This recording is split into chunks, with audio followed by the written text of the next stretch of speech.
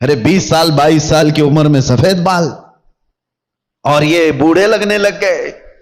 ان کی زندگیاں 30 سال کو جاتے جاتے ریٹائرڈ ہو گئی، گھروں کے حالات خراب ہو گئے. کتنے ایسے ہیں. ارے جوانی کس کو کہا جاتا تھا پتہ ہے؟ 40 سال کے بعد جوانی شروع ہوتی، جس کو مضبوط جوانی کہا جاتا. آج 40 سال میں بوڑھا ہے آدمی، بوڑھا ہے. قیامت کے اتنے قریب ہم آ چکے. میرے آقا نے فرمایا تھا ایک دور آئے گا کہ جب بچے جوان نظر آئیں گے اور جوان بوڑھے لگنے لگیں.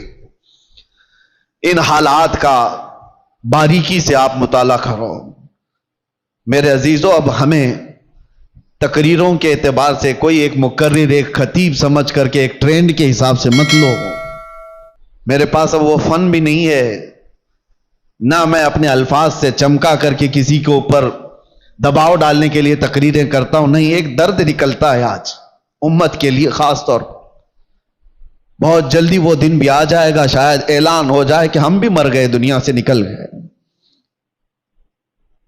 جتنے دن ہمارے باقی رہ گئے، کبھی یہ خیال آتا ہے کہ بارگاہ مصطفیٰ صلی اللہ علیہ وسلم میں جانا تو طے ہے، مرنے کے بعد قبر میں منہ دکھانا تو طے ہے.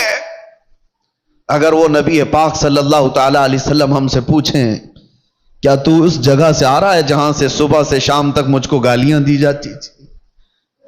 کیا تو اسی محلے سے آ رہا ہے جہاں لوگ ماں اور بیٹیوں کی عزت بھول چکے تھے؟ زنا اتنا عام ہو چکا تھا کہ جانور بھی اس طرح کا جوڑا نہیں کھاتے. گھر گھر آج محفوظ نہیں ہے. لوگ بیٹھ رہے ہیں آج ہمارے پاس آ کر کے حیرت ہوتی ہے کہ زنا کے معاملات کو حل کرنے کے لیے بیٹھتے ہیں تو رونگٹے کھڑے ہوتے ہیں، کلیجہ منہ کو آتا ہے. باپ بیٹی کو لے کر بیٹھا ہے، دوسرا باپ بیٹے کو لے کر کے بیٹھا ہے. کن معاملات پر آپ بات کر رہے ہو؟ ایک بار میرے آقا صلی اللہ علیہ وسلم کے پاس ایک صحابی آئے تھے، ماعز اسلمی، کہا آقا مجھ سے خطا ہو گئی ہے، مجھ سے غلطی ہو گئی ہے. حضور نے پوچھا ہوا کیا ہے؟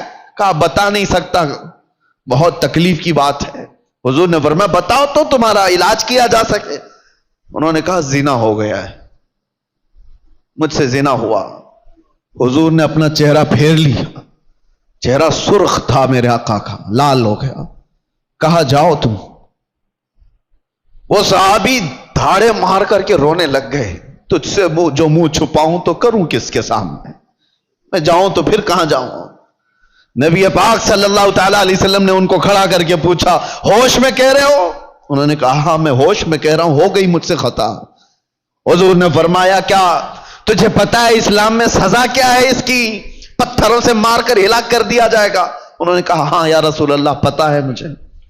پھر بھی کہہ رہے ہو؟ کہا ہاں، اس آخرت کی سزا سے تو بہتر ہے کہ آپ مجھے دنیا میں پاک کریں.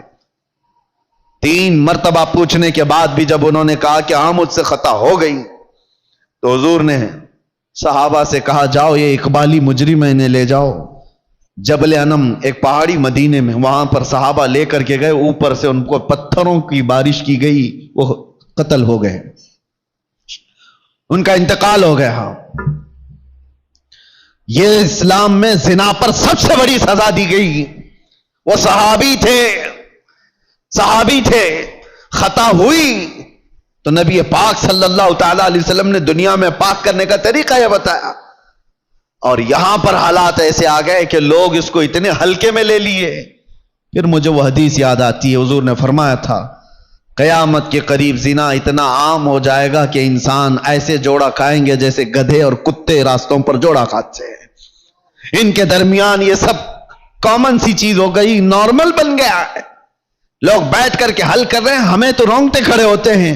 کن چیزوں کی یہ باتیں لے کر بیٹھے ہیں بیٹے اور بیٹیوں کی کہ یہ اس طرح کی حرکتیں کرتے تھے؟ معاذ اللہ رب العالمین. ایک بات یاد رکھو، پورے معاشرے میں محلے میں ایک جگہ کوئی زنا کرتا ہے تو پورے محلے کی برکت ختم کر دی جاتی ہے. ناسور ہے وہ کینسر کی طرح. کینسر کی پھوڑی جس طرح پورے جسم میں زہر پیدا کرتی ہے، ایک بے حیائی اور بدکاری والا نوجوان پورے معاشرے کے اندر وہ ناسور بن کر زہر پھیلاتا ہے. تمہاری بیٹیوں تک بھی وہ حرکتیں آئیں گی، تمہارے بیٹے بھی محفوظ نہیں رہیں گے. اس لیے ذمہ داریوں کا احساس سارے لوگ مل کر کے کریں، ایک آدمی نہیں. یہ بیچارہ خطیب کب تک یہاں سے پکارے گا؟ ایک کوئی مبلغ کب تک اصلاح کرے گا؟ ہر ایک کی ذمہ داری ہے۔ آج غلطی کس کی ہے پتہ ہے؟ پورے محلے میں 5% یا 10% جواری ہوتے ہیں، 5% سے بھی کم ہوتے ہیں جواری اور سود خور یا شرابی یا زانی۔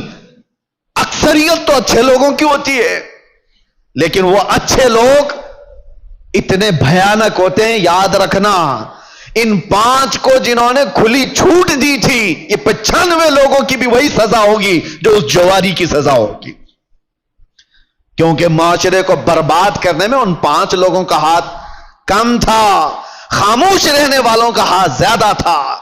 یہ سپورٹر تھے، گناہ دیکھ کر کے ہنستے ہوئے چلے جاتے تھے، میرے گھر میں تھوڑی نہ ہو رہا ہے، فلاں کا بچہ بگڑا ہوا ہے، میں تو سنبھال لوں گا اپنا گھر۔ میاں آگ لگی ہے، تم کیا سنبھال لو گے؟ تمہارے بھی گھر کے دروازے لکڑی کے ہیں، تمہارے بھی گھر کی کھڑکیاں لکڑی کی ہیں، وہ آگ کے شعلے جب نکل کر کے آئیں گے تمہارے دروازے بھی جلائیں گے۔ یہی حال ہے آج ہمارے گھروں میں۔ تمہاری بیٹیاں بھی ہیں یا نہیں؟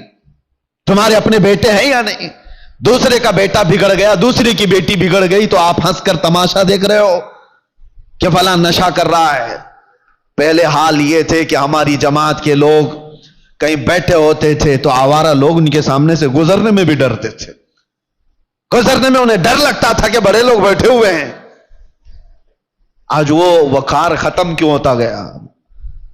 اپنی ذمہ داری کا احساس جب بندہ ختم کر لیتا ہے تو اقبال نے یہ بہت پہلے کہا تھا، قوت فکر و عمل پہلے فنا ہو جاتی ہے تب کسی قوم کی شوکت پہ زوال آتا ہے۔ سوچنے سمجھنے کی صلاحیت پہلے یہ ختم ہو جاتی ہے تب جا کر کے قوم کے اندر بدکاریاں پھیل جاتی ہیں، یہ زبوں حالی کا شکار ہوتی ہے۔ آج قوم کے اندر جو معاملات ہیں ہم گرے ہوئے اس لیے ہیں کہ ہم اپنی ذمہ داریاں نہیں سنبھالنا چاہتے۔ اب ظاہر سی بات ہے، ایک آدمی بولے گا تو اس کو پکڑ کر کے لے جائیں گے، بند کر دیں گے، دوسرا اٹھے گا اس کو پکڑ کر بند کریں گے، اور سارے لوگ تماشا دیکھتے رہیں گے، یہ سوچیں گے نہیں یہ نہیں کرنا ہے، بولنا نہیں ہے۔ میں سمجھتا ہوں اس طرح کی بزدلی سے تم کتنے سال جی سکتے ہو؟ چپ چپ رہ کر کے برائیوں کے بارے میں نہیں بولو گے، کمپرومائز کر کے جیو گے، کب تک رہو گے؟ موت تو آنی ہے، تو جب مرنا ہی ہے تو گیدڑ کی 100 سالہ زندگی سے شیر کی 1 دن کی زندگی بہتر ہے۔ حق بات کرو، لوگوں کی اصلاح کرو اور دنیا سے عزت کے ساتھ جاؤ۔ اور ایک بات اے نوجوانوں، دنیا کے تمام معاملات میں 100 سال کی زندگی میں وہ عزت نہیں پاؤ گے جو دامن مصطفیٰ میں 1 منٹ میں عزت مل جاتی ہے۔ میرے آقا کے قدموں سے لپٹ کر 1 منٹ کی جو زندگی تمہیں عزت دیتی ہے وہ دنیا داروں کی 100 سال کی نوکری تمہیں عزت نہیں دے سکتی۔ اسی لیے میرے مرشد نے فرمایا تھا، بل ہوا سن سیم و زر کی بندگی اچھی نہیں، ان کے در کی بھیک اچھی سروری اچھی نہیں۔ آؤ اصلاح کے لیے اپنے ان معاشروں میں اصلاح کا کام تیزی سے شروع کر دو۔ اگر آج تھوڑی سی تمہاری حرکت باقی رہے گی تو امید ہے کہ ہماری جو نئی نسلیں ہیں وہ اس بات پر تو باقی رہے۔ میں سعودی عرب میں دیکھ کر کے آیا ہوں، جنہوں نے اپنے بچوں کو آسٹریلیا امریکہ میں پڑھانے کے لیے بھیجا تھا، آج وہ بچے پلٹ کر کے آئے ہیں اور وہ پوچھتے ہیں ہو از دا محمد؟ محمد کس کا نام ہے؟ یہ ریئل بات میں آپ کو بتا رہا ہوں۔ ارے جہاں اسلام کا مرکز رہا، جہاں سے اسلام پھیلا پھولا، ان کے بچے آج غیروں کی گود میں ڈالے جانے کے بعد آ کر اپنے نبی کو پہچان نہیں پا رہے ہیں۔ تم نے بھی کیا سوچا ہمارے بچوں کو سوشل میڈیا پر چھوڑ دیں گے، یہ سارا کچھ موبائل سے، گوگل سے، انٹرنیٹ سے سیکھتے رہیں گے؟ کل کو یہی بچے کھڑے ہوں گے جو اپنے نبی کو نہیں پہچانتے، وہ اپنے باپ کو قیامت میں کیا پہچانیں گے؟ اور تمہارے مرنے کے بعد کیا ہی سالے ثواب کر سکیں گے؟ ادھر تمہارا جنازہ لا کر کے رکھا گیا ہوگا، تمہارا بیٹا باہر کھڑے ہو کر کے انتظار کر رہا ہوگا، نماز ہو جائے گی تو اٹھاؤں اور ڈا کر کے دفن کر کے آؤں، اسے توفیق بھی نہیں ہوگی کہ وہ تمہارے لیے جنازے کی نماز پڑھ سکے۔ کیوں ایسے معاشرے میں جینے کی ضرورت ہے؟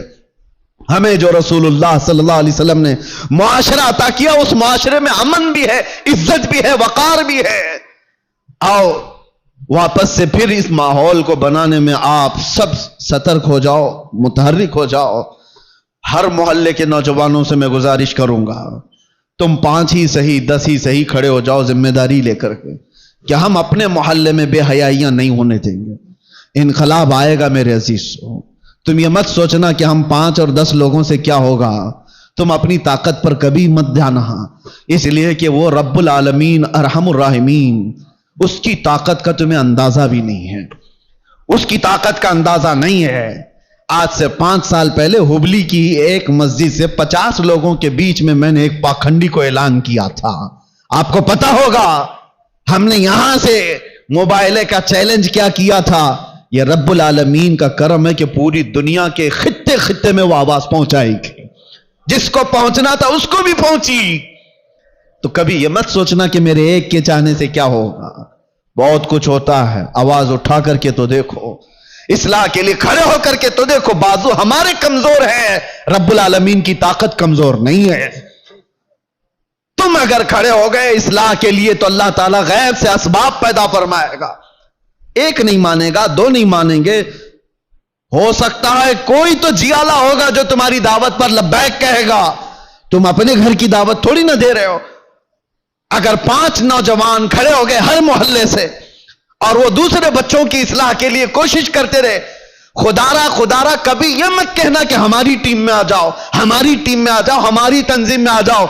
एक बात मैं बताता हूं, इस उम्मत की एक रग को मैं जानता हूं, ये जितनी भी बिगड़ी हुई हो, बाप का वास्ता, मां का वास्ता, उस्ताद का वास्ता, पीर का वास्ता, हो सकता है नाकाम हो जाए। बिगड़े हुए नौजवान को एक बार आमीना के लाल का वास्ता दे करके देखो, एक बार मेरे मुस्तफा के नाम का वास्ता दे करके देखो, अल्लाह तबारक व तआला उसके ज़हन और दिमाग में मोहब्बत पैदा कर ही देगा। ये बिगड़ा हुआ है लेकिन आज भी अपने नबी से मोहब्बत रखता है, और उसी मोहब्बत का वास्ता दे करके इस्लाह का काम करो। वरना आज जो मैं सुन करके आया हूं, खड़े होने की हिम्मत भी नहीं थी, इतनी देर में बोल लिया, खड़े होने की हिम्मत नहीं थी। बताओ मेरे अजीजों, जिसके इलाके में आकर के उसको ये खबर दे दी जाए कि आपके इलाके में भाई बहन से जिना कर रहा है, उसे बोलने की क्या जुर्रत होगी, उसे खड़े होने की क्या ताकत होगी। दिल दुखता है। उम्मत मुस्तफा सल्लल्लाहु ताला अलैहि वसल्लम इस पोजीशन पर आ गई कि हम गैरों में भी ये बात नहीं सुन पाते, गैरों में ये बात नहीं सुन पाते। मुसलमानों के घरों में ये चीज हो सकती है। इसलिए आज मेरा ये पैगाम है, अगर सारे लोग जिम्मेदारियों का एहसास ना करेंगे तो कल को पकड़ हमारी भी और तुम्हारी भी होगी। जमात के अराकीन, अपनी जिम्मेदारियों से भागो मत। अल्लाह ने तुम्हें किसी खास मकसद के लिए इस मस्जिद की खिदमत अता की है। हर मस्जिद के लिए कह रहा हूं, इसी मस्जिद की बात नहीं। तुम अपना खोया हुआ वकार उठाओ, संभालो। 2-4 लोग तुम्हारे इन फैसलों के खिलाफ हो जाएंगे, कोई परवाह ना करो। तुम अगर इस जमाम को मजबूती से पकड़ लोगे कि मुआशरे में इन बेहयाइयों और गंदगियों को हम होने नहीं देंगे, तो हो सकता है 2-4 लोग मुखालिफ होंगे, लेकिन देखना अल्लाह ताला तुम्हारी गैब से मदद के लिए फरिश्तों को उतारेगा। क्या उम्मत मुस्तफा की इस्लाह के लिए बैठा हुआ है। दुनिया कोसती है तो कोसे, लेकिन आप अपनी जिम्मेदारी पूरी करो। कोई बच्चा बिगड़ता है तो मुआशरे के जिम्मेदार अराकीन जमात इसका बहुत बारीकी से जायजा ले और उस पर पकड़ बनाए, वरना हाथ से निकल जाने के बाद फिर इस्लाह नहीं होती। अल्लाह तबारक व तआला हमको खैर उम्मत में जिस तरह से रखा है, हमेशा खैर उम्मत के इस लक़ब को संभालने की तौफीक अता फरमाए।